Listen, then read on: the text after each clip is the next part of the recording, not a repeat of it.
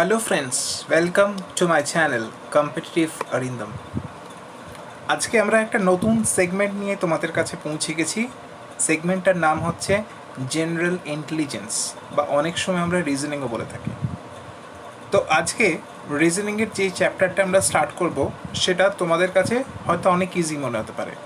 আজকে স্টার্ট করব আমরা ডিরেকশনের প্রবলেম, কিন্তু তারই মধ্যে অনেক সময় আমাদের কিছু ভুলচুক হয়ে যায়। হ্যাঁ, যে জিনিসটাকে আমরা হয়তো খুব সোজা ভাবি, সেটা হয়তো পরীক্ষার হলে কিছু আমরা ছোট ছোট সিলি মিস্টেক করে ফেলি। তো সেই সমস্ত মিস্টেকগুলো যাতে না হয়, এবং বেশ কিছু typical and different type of problem নিয়ে আমি হাজির হয়েছি তোমাদের কাছে। তো ভিডিওটা দেখতে থাকো এবং ভিডিও শেষে কমেন্ট করে জানিও ভিডিওটা কেমন লাগলো। ভালো লাগলে অবশ্যই সাবস্ক্রাইব করো এবং চ্যানেলটাকে তোমাদের বন্ধুদের মাঝখানে শেয়ার করো ভিডিওটাকে, ঠিক আছে? আর চলো ভিডিওটা স্টার্ট করা যাক। তো দেখতেই পাচ্ছ ভিডিওটার টপিক দেখে তোমরা বুঝতে পেরেছো, এবং যে ফিগারটা তোমাদের সামনে এখন রয়েছে সেটা হচ্ছে আটখানা ডিরেকশনকে আমি রিপ্রেজেন্ট করেছি একটা ফিগারের মাধ্যমে। এবং সেটা দেখো, একটু দেখো এখানে কি বলছে, যে এইটুকু আমরা জানি যে ইস্ট ওয়েস্ট নর্থ সাউথ চারটে ডিরেকশন আছে, এবং চারটে ডিরেকশনের সাথে সাথে যে জিনিসটা তোমাদের জানতে হবে, যে ইস্ট আর নর্থের মাঝখানে যে ডিরেকশনটা সেটা হচ্ছে তোমার নর্থ ইস্ট। একইভাবে সাউথ এবং ইস্টের মাঝখানে যে ডিরেকশনটা সেটা হবে সাউথ ইস্ট। ওয়েস্ট এবং সাউথের মাঝখানে সাউথ ওয়েস্ট, এবং একইভাবে নর্থ এবং ওয়েস্টের মাঝখানে নর্থ ওয়েস্ট। এই চারটে আলাদা আলাদা ডিরেকশন। এবার যেটা বোঝার সেটা হচ্ছে আমরা যে ডিরেকশনগুলো জানতাম, অর্থাৎ ইস্ট ওয়েস্ট নর্থ সাউথ, যদি তুমি খেয়াল করো যে ইস্ট এবং নর্থের মাঝখানে অ্যাঙ্গেলটা কত, তাহলে সেটা আমরা কি বলতাম, 90 ডিগ্রি। এখন আমরা একটা নতুন ডাইরেকশন পেয়েছি এই বরাবর, যেটা কি করেছে, নর্থ এবং ইস্টকে বাইসেক্ট করেছে। অর্থাৎ বাইসেক্ট করার মানে কি, যে অ্যাঙ্গেলটা 90 ডিগ্রি ছিল সেটাকে বাইসেক্ট করা মানে হচ্ছে দুটো সমান ভাগে ভাগ করা। অর্থাৎ এখন আমাকে যদি কেউ জিজ্ঞেস করে যে নর্থ এবং নর্থ ইস্টের মাঝখানে অ্যাঙ্গেলটা কত, তাহলে এইটুকু অ্যাঙ্গেলটা কত না 45 ডিগ্রি। একইভাবে আমাকে যদি কেউ জিজ্ঞেস করে যে নর্থ ইস্ট এবং ইস্টের মধ্যে অ্যাঙ্গেল কত, সেটা হচ্ছে 45 ডিগ্রি। অর্থাৎ আমরা যেটা এতদিন জানতাম যে ইস্ট এবং নর্থের মাঝখানে অ্যাঙ্গেল হচ্ছে 90 ডিগ্রি, সেই অ্যাঙ্গেলটাকে বাইসেক্ট করে গেল কে না এই নর্থ ইস্ট ডিরেকশনটা। ঠিক আছে। এবং এই জিনিসটা প্রত্যেক ক্ষেত্রেই অ্যাপ্লিকেবল। যেমন দেখো যে ইস্ট এবং সাউথকে বাইসেক্ট করে গেছে কে না সাউথ ইস্ট, অর্থাৎ যে 90 ডিগ্রি অ্যাঙ্গেল ছিল সেটাকে বাইসেক্ট করেছে। এখানকার থেকে তোমরা এই কনসেপ্টটা নেবে। চলো তাহলে নেক্সট স্লাইডে যাই। নেক্সট স্লাইডে কি বলছে দেখো, যে ধরো এই ব্যক্তিটির পিছন দিকটা কোন দিকে না ওয়েস্টের দিকে, অর্থাৎ আমরা বলতে পারি সে ইস্টের দিকে ফেস করে আছে, ঠিক আছে। এবার যখন ইস্টের দিকে ফেস করে আছে, তার রাইট সাইড কোন দিকে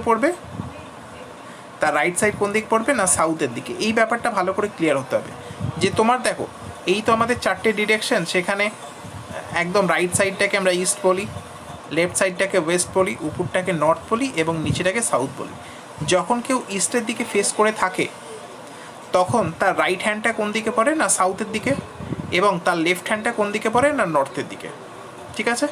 এই ব্যাপারটা একটু ভালো করে বুঝতে হবে। একইভাবে কেউ যদি ওয়েস্টের দিকে ফেস করে থাকে, তার রাইট হ্যান্ড কোন দিকে পড়বে না নর্থের দিকে পড়বে, এবং লেফট হ্যান্ড পড়বে সাউথের দিকে। এই জিনিসটা তোমরা একটু খেয়াল রাখবে। আর আরেকটা কথা বলে রাখি, যে সানরাইজ যখন হচ্ছে তখন সেটা কোন দিকে হচ্ছে না ইস্টে হচ্ছে, যখন সানসেট হবে তখন সেটা হবে ওয়েস্টে, ঠিক আছে। আর আরও একটা জিনিস তোমরা জেনে রাখো, যে যখন সানরাইজ অর্থাৎ সকালবেলার দিকে আমরা সূর্যের ছাওয়াটা কোন দিকে পড়তে দেখব, সূর্যের ছাওয়াটা পশ্চিম দিকে পড়তে দেখব। কিন্তু যখন সানসেট বা সূর্য অস্ত যাবে, তখন সূর্যের ছাওয়াটা যদি কোনো ব্যক্তি দাঁড়িয়ে থাকে বা যদি কোনো বাধা পায়, তাহলে সেই ছায়াটা পড়বে তার পূর্ব দিকে। এই ব্যাপারটা সম্পর্কে তোমাদের একটা ভালো আইডিয়া থাকতে হবে। নেক্সট ফিগারটা তো দেখো সেই কথাই বলছে। নেক্সট ফিগারটা তোমরা যদি দেখো, জাস্ট এখানে আমরা কি করেছি না লোকটাকে ইস্টের দিকে ফেস করে দাঁড়িয়েছি, কিন্তু তখন সানসেট হচ্ছে, অর্থাৎ তার ছাওয়াটা কোন দিকে পড়বে? ছাওয়াটা পড়বে ইস্টের দিকে। এই ব্যাপার সম্পর্কে তোমাদের যদি স্পষ্ট ধারণা থাকে তাহলে আশা করি এই চ্যাপ্টারে তোমাদের কোনো অসুবিধা হবে না। বেশ কিছু ভালো ভালো প্রবলেম আমি তোমাদের জন্য এনেছি, দেখতে থাকো এবং ভালো লাগলে অবশ্যই জানাবে। আর যদি কোনো অসুবিধা হয় কমেন্ট সেকশনে বলবে কোথায় কী অসুবিধা, তাহলে আমি তোমাদের প্রশ্নের উত্তর দেওয়ার চেষ্টা করব। চলো প্রবলেমে চলে যাই।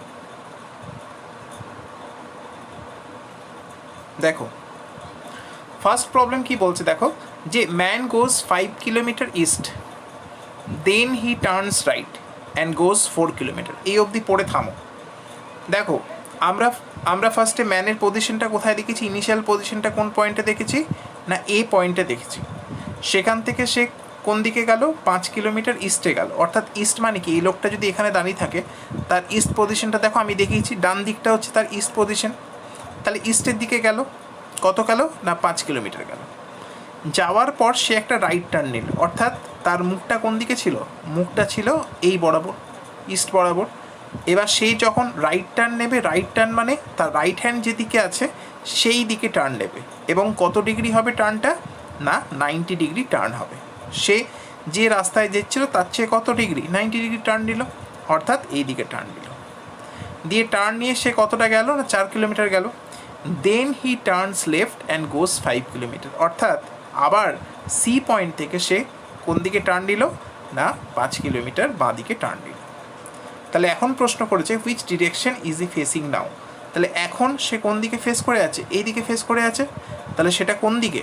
সেটা হচ্ছে ইস্ট ডিরেকশনে ফেস করে আছে। অর্থাৎ লোকটা প্রথম যখন হাঁটা শুরু করেছিল তখন কোন ডিরেকশনে ফেস করেছিল না ইস্ট ডিরেকশনে ফেস করেছিল, এবং তার ফাইনাল যে পজিশনটা সেটাও ইস্ট ডিরেকশনকে ফেস করে। ঠিক আছে, আশা করি বোঝা গেছে বন্ধুরা। চলো নেক্সট প্রবলেমে চলে যাই।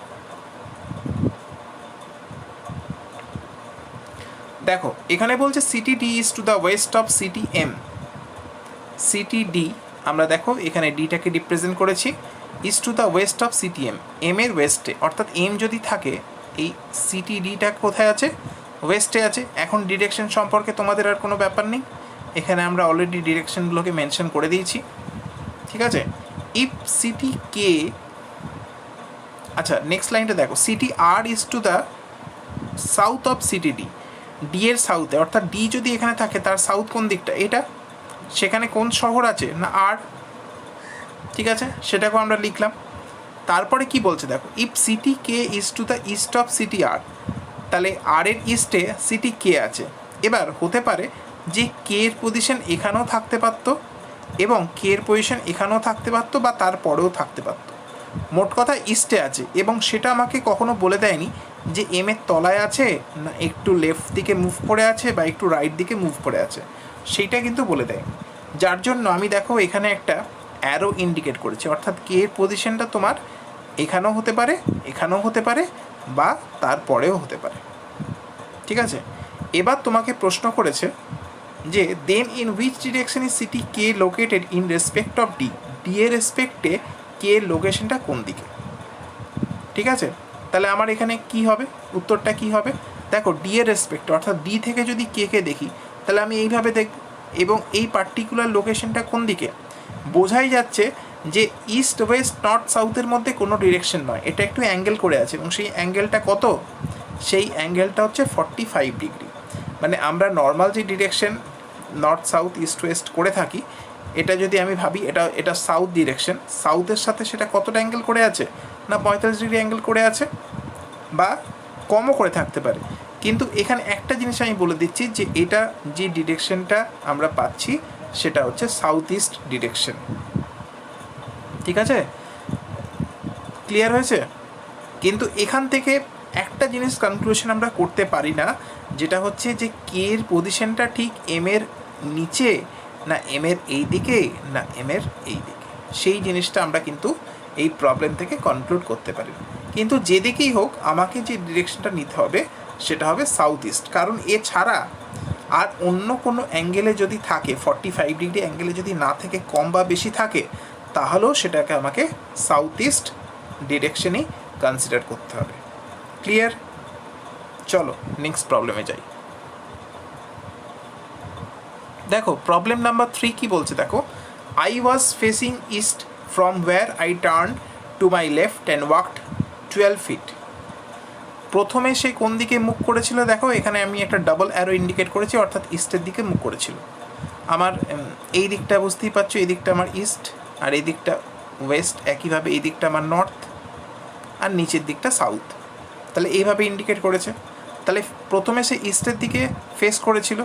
I turn to my left and walked 12 feet. প্রথমে সে টার্ন নিল একটা, এই লেফটের দিকে টার্ন নেওয়া মানে হচ্ছে যেদিকে ফেস করেছিল ইস্টের দিকে তার চেয়ে 90 ডিগ্রি তার লেফট হ্যান্ডের দিকে টার্ন নিল। দেখো আমি এখানে ইন্ডিকেট করেছি 90 ডিগ্রি টার্ন নিল। এবং সে কতটা গেল, অ্যান্ড ওয়াকড 6 ফিট, অর্থাৎ এই যে ডিস্টেন্সটা, অর্থাৎ এ থেকে ই এর যে ডিস্টেন্সটা, হ্যাঁ সেটা হচ্ছে 6 ফিট। ঠিক আছে, and turn to my left and walk 12 feet, অর্থাৎ এটা 12টা। এ থেকে বিতে গেছে, তাহলে সেটা কতটা গেছে না 12 গেছে। তারপরে কি বলছে দেখো, then I turn towards right and walked 6 feet, অর্থাৎ বি থেকে সে রাইট টার্ন নিল এবং 6 ফিট গেল।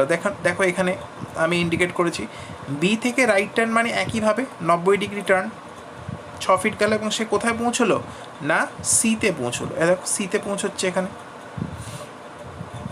ঠিক আছে, after that I walked 6 feet in south direction. C থেকে সে কোন ডিরেকশনে যাচ্ছে, সাউথ ডিরেকশন। সি থেকে সাউথ ডিরেকশন গেলে তাকে কোন দিকে টার্ন নিতে হবে, তার যেদিকে মুখ করেছিল তার থেকে রাইট টার্ন নিতে হবে, অর্থাৎ সে সাউথ ডিরেকশনে এসে কতটা গেল 6 ফিট, মানে ডিতে এসে পৌঁছলো।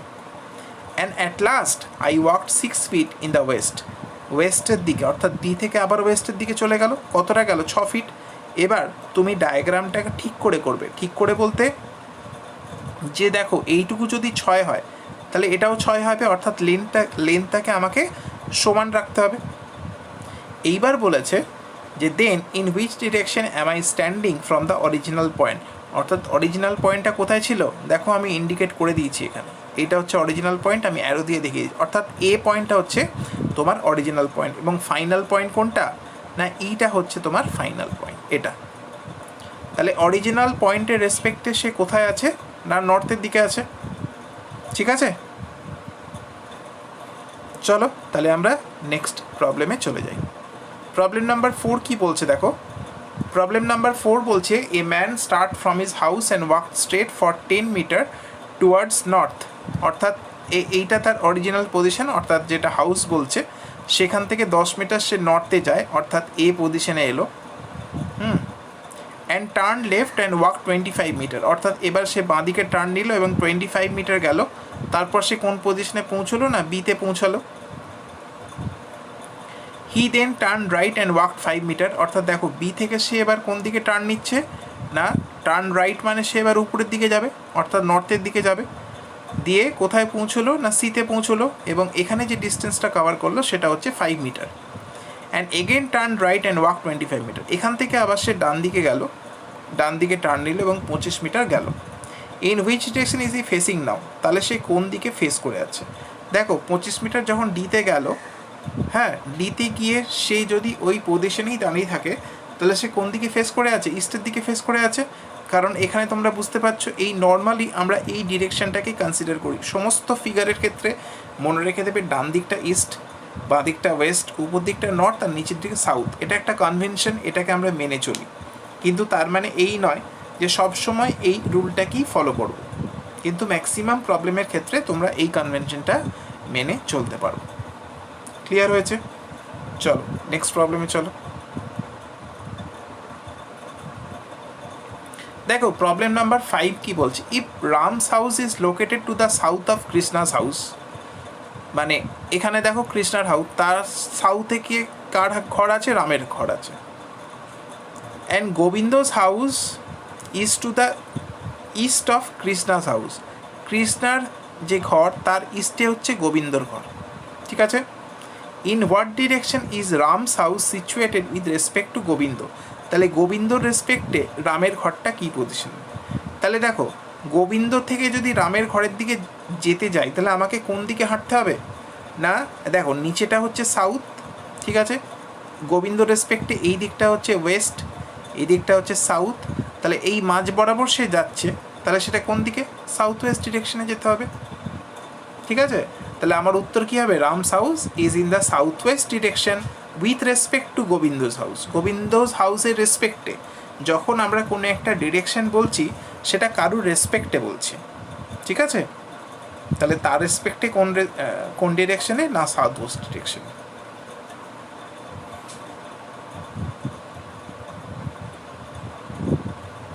প্রবলেম নাম্বার 6 কি বলছে দেখো, যে Kunal travel 10 metre from his shop and turn to his left.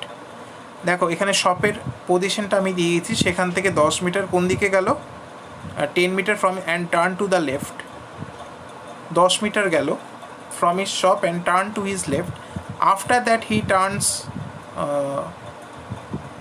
মানে নর্মাল আমরা একটা ডিরেকশনকে কনসিডার করে নিয়েছি। 10 মিটার গেল, সেখান থেকে লেফটে টার্ন নিল। After that he turns to right from the crossing, মানে অর্থাৎ বি থেকে সি এর দিকে গেল crossing. After moving certain years he turn to the left, আবার বাঁ দিকে টার্ন নিল, turn to the left and again turn to left after moving some distance, আবার বাঁ দিকে টার্ন নিল। Finally he turns to the right, শেষমেশ সে কোন দিকে? তার ডিরেকশনের সাথে ডান দিকে টার্ন নিল। If at final position is facing north direction, অর্থাৎ এই এত কিছু করার পর সে লাস্ট যেদিকে ফেস করে আছে, অর্থাৎ এফের পজিশনটা দেখো, সেটা হচ্ছে নর্থ। আচ্ছা, একটা জিনিস ভেবে দেখো, নর্থ যেদিকে থাকে তার নিচের দিকে কোন থাকে? নিচের দিক বা উপরের দিক, আমরা যাইগুলো দেখানো, এখানে আমরা নিচের দিক হিসেবে কনসিডার করছি। তাহলে এদিকটা যদি নর্থ হয় তাহলে সবসময় এদিকটা সাউথ হবে। ঠিক আছে, এবার প্রশ্ন হচ্ছে ইস্ট বা ওয়েস্ট কোন দিকে থাকবে। তো তোমরা নর্মালি যে কনভেনশন মেনে ফিগারটা ড্র করতে, সেটা তো এইভাবে করতে, যেখানে ইস্ট থাকতো এখানে, ওয়েস্ট থাকতো এখানে, নর্থ থাকতো উপরে, সাউথ থাকতো নিচে। অর্থাৎ নর্থের ডান দিকে ইস্ট আছে, দেখো নর্থকে যদি ডান দিকে রোটেট করো তাহলে ইস্ট পাবে। ঠিক একইভাবে এখানে নর্থকে যদি ডান দিকে রোটেট করো আমার ইস্ট পাওয়ার কথা, অর্থাৎ এই দিকটা আমার ইস্ট। তাহলে আমাকে কোয়েশ্চেনে কী বলেছে? Then which direction he was facing while coming out of his shop, যখন সে দোকান থেকে বেরিয়েছিল সে কোন দিকে মুখ করেছিল? সে তো অবশ্যই এদিকে মুখ করেছিল, কারণ এইভাবে সে হেঁটেছে। অর্থাৎ কোন দিকে মুখ করেছিল? না, ইস্টের দিকে মুখ করেছিল। এটাই হবে আমার আনসার। অর্থাৎ প্রবলেমটা তোমাদের কাছে দেখতে বড় মনে হলেও প্রবলেমটা কিন্তু অতটা কিছু শক্ত নয়। তাই এই ধরনের প্রবলেমকে পরীক্ষার হলে একদম মিস করবে না। যারা কম্পিটিটিভ এক্সাম দিচ্ছ, মনে রাখো এই ধরনের প্রবলেম যদি তোমরা ভুল করো তাহলে কিন্তু তোমরা কম্পিটিশন থেকে অনেকটা পিছিয়ে যাবে, এবং কম্পিটিশনে একটা নম্বর কিন্তু তোমার কাছে অনেক। বিকজ যদি তুমি বিভিন্ন এক্সামে স্ট্যাটিস্টিক্স দেখো, সেখানে দেখবে যে কোয়ালিফাইড অ্যান্ড জাস্ট তারপরের যে কোয়ালিফাই করছে না সেই ক্যান্ডিডেটের মধ্যে ডিফারেন্সটা কিন্তু খুব খুব কম থাকে। তাই এই একটা নম্বর কিন্তু তোমাকে চান্স করে দিতে পারে পরীক্ষায়। আবার এটা যদি ভুল করো তাহলে তোমরা কিন্তু এক্সাম থেকে এলিমিনেট হয়ে যেতে পারো। তাই প্রত্যেকটা মার্কস তোমার কাছে ভাইটাল, সেই ভেবে প্রিপারেশন নাও। ঠিক আছে, চলো আমরা তাহলে নেক্সট প্রবলেমে চলে যাই।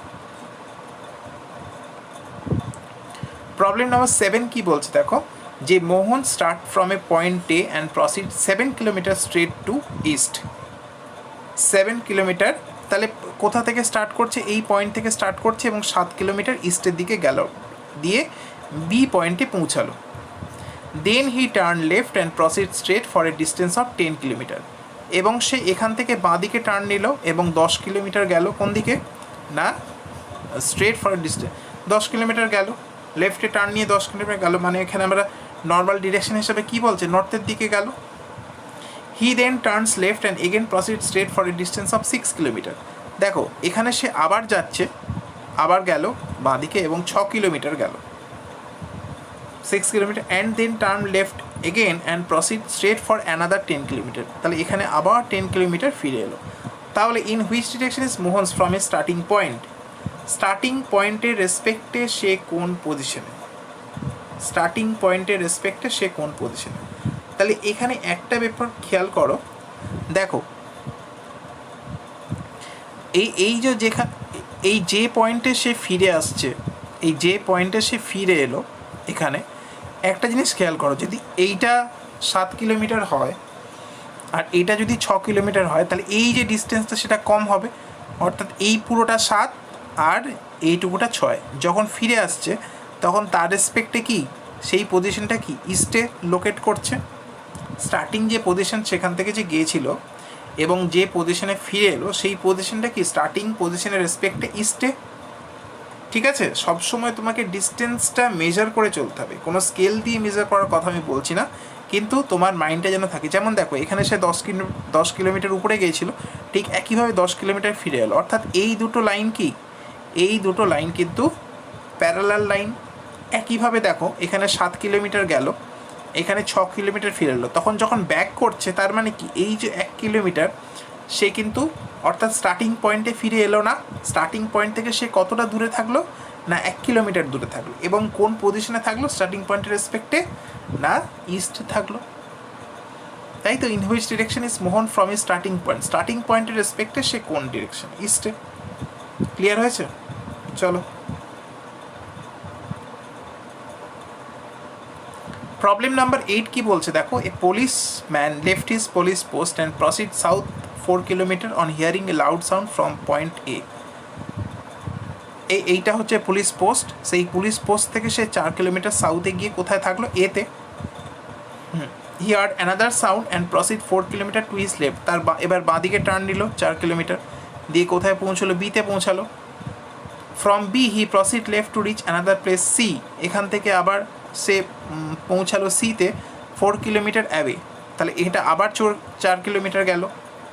In which direction he has to go to reach his police post, তাহলে পুলিশ পোস্টের দিকে গেলে সে কোন ডিরেকশনে যেতে হবে, তাকে কোন ডিরেকশনে যেতে হবে, তাহলে ওয়েস্টের দিকে যেতে হবে।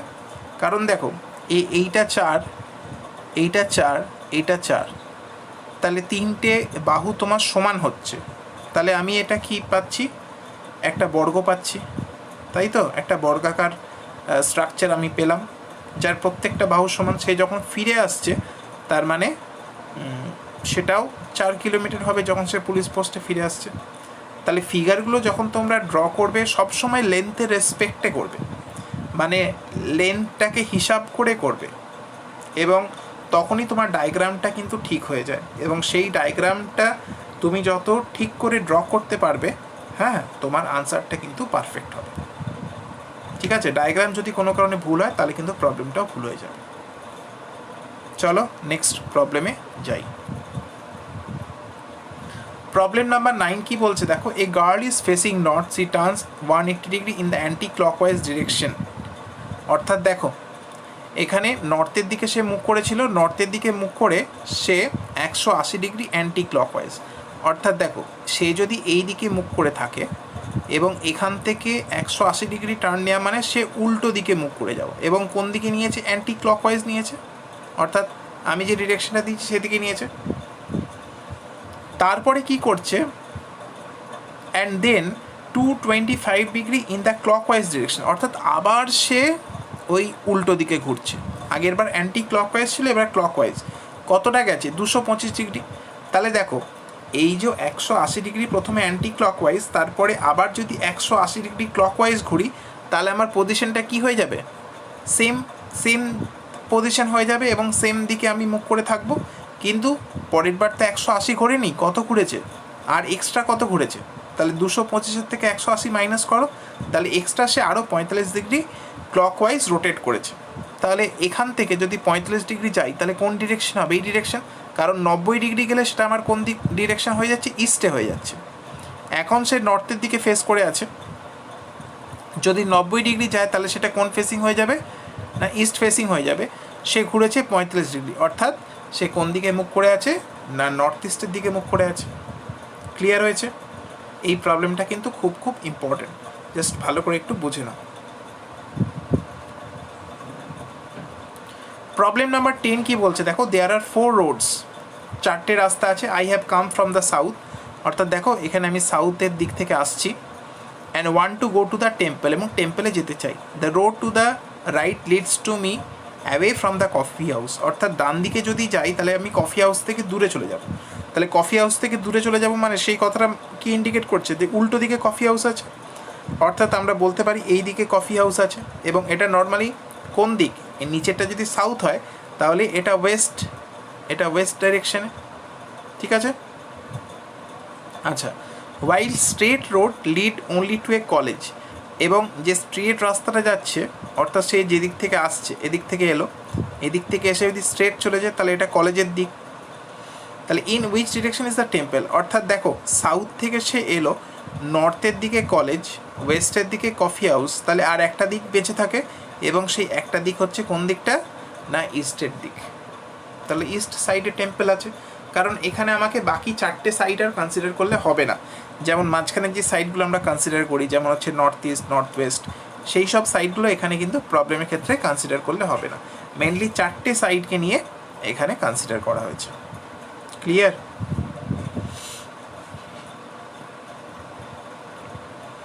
দেখো এখানে কি বলছে, দেখো the time in a clock is 12:15। 12:15 মানে কটা বাজে, না 12:15 বাজে। ঠিক আছে, if the hour hand points to the east, 12:15 যদি দেখো মোটামুটি তারা এইভাবে কাঁটাটা এইভাবে থাকে, মানে অ্যাপ্রক্সিমেটলি আমি বললাম, কিন্তু আসলে ছোটো কাঁটাটা কিন্তু 12টার একটু ডান দিকে থাকে, কিন্তু অ্যাপ্রক্সিমেটলি যদি ভাবো তাহলে যেভাবে ফিগারটা আমরা ড্র করেছি সেইভাবেই, যার জন্য আমি অ্যাঙ্গেলটা দেখো 90 ডিগ্রি লিখিনি। ঠিক আছে, আচ্ছা, if the hour hand points to the east, যদি আওয়ার হ্যান্ডটা ইস্টের দিকে পয়েন্ট করে থাকে, in which direction opposite to the minute hand, তাহলে মিনিট হ্যান্ডের অপোজিট দিকটা কি? আচ্ছা একটা কথা ভেবে দেখো, এই দিকটা যদি ইস্ট হয় তাহলে উল্টো দিকটা ওয়েস্ট। ঠিক আছে, তাহলে ইস্ট ওয়েস্ট, এবং তাহলে উপর দিকটা কী হবে, মানে লেফট সাইডটা সেটা নর্থ হবে, এবং এই দিকটা সাউথ হবে। তাহলে মিনিট হ্যান্ডটা কোন দিকে মুখ করে আছে, সাউথের দিকে, কিন্তু আমাকে কোয়েশ্চেনে কী করে চেয়েছে, which is the direction opposite to the minute hand, minute হ্যান্ডের উল্টো দিকে তাহলে নর্থ আছে, এটাই আমার উত্তর। ঠিক আছে, চলো কোয়েশ্চেন নাম্বার 12 কি বলছে দেখো, one morning at 7 o'clock Naresh started walking with his back towards the sun.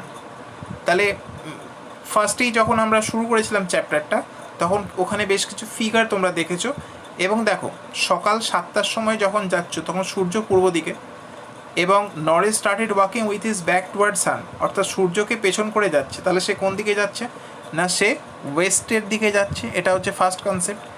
Then he turns towards left, অর্থাৎ দেখো বি পয়েন্ট থেকে সে বাঁ দিকে টার্ন নিল এবং কোথায় পৌঁছলো, সিতে পৌঁছলো, left walk straight and then turns towards right, এখান থেকে আবার সে রাইটে টার্ন নিচ্ছে, দিয়ে ডিতে পৌঁছলো। ঠিক আছে, then again turn towards left, আবার সে এখান থেকে বাঁ দিকে টার্ন নিল, এবং বলছে তোমাকে প্রশ্ন করছে নাও in which direction is he facing, তাহলে সে কোন দিকে মুখ করে আছে, না সাউথের দিকে মুখ করে আছে। অর্থাৎ এই প্রবলেমের মধ্যে মেন যে কনসেপ্টটা, সকালবেলায় সূর্য পূর্ব দিকে থাকে, এবং কোনো একটা লোক যদি সকালবেলায় সূর্যকে পেছন করে হাঁটে, হ্যাঁ সূর্যকে পেছন করে হাঁটে, তাহলে সে পশ্চিম দিকে হাঁটছে। ঠিক আছে, এইটাই হচ্ছে এই প্রবলেমের মেন কনসেপ্ট, যেটা তোমরা পেয়ে গেলে এই প্রবলেম থেকে। বাকিটা অ্যাজ ইউজুয়াল আগের যে প্রবলেমগুলো করেছো সেগুলোর মতো। তো চলো নেক্সট প্রবলেমে চলে যাওয়া যাক। Problem number 13, if the north west becomes west and the south east becomes east. দেখো এইখানে আমি ফিগারটা ড্র করেছি, north west becomes west, north ওয়েস্টকে যদি তুমি ওয়েস্ট বানাও তাহলে কি, এটা 45 ডিগ্রি রোটেট করতে হবে। And the south east becomes east, দেখো সাউথ ইস্ট বিকামস ইস্ট, তাহলে এটাও 45 ডিগ্রি রোটেট করতে হবে। ঠিক আছে, অর্থাৎ দেখো আমরা যদি এই লাইনটা আর এই লাইনটা রোটেট করেছি, নেক্সটে বলছে দেখো north east becomes north, north east becomes north, তাহলে কী করতে হবে, এটা 45 ডিগ্রি অ্যান্টি ক্লকওয়াইজ রোটেট করতে হবে। তারপরে তোমাকে প্রশ্ন করেছে then what will be the direction of the south, তাহলে সাউথটা কোন দিকে যাবে, তাহলে এ যদি বাঁ দিকে রোটেট করে তাহলে সাউথ ওয়েস্টটা সাউথের কাছে আসবে, এবং সাউথটা কোন দিকে যাবে, সাউথটা যাবে সাউথ ইস্টের কাছে। সাউথ ওয়েস্টটা এলো সাউথে, তাহলে সাউথটা কোথায় যাবে, সাউথও তো ডান দিকে চলে যাবে, তাহলে সে কোথায় যাবে, সাউথ ইস্টের কাছে যাবে। এটাই ছিল কোয়েশ্চেন, খুব ভালো কোয়েশ্চেন, এবং এটাকে একটা স্টার তোমরা দিয়ে রাখতে পারো, খুব ভালো একটা প্রবলেম। ঠিক আছে,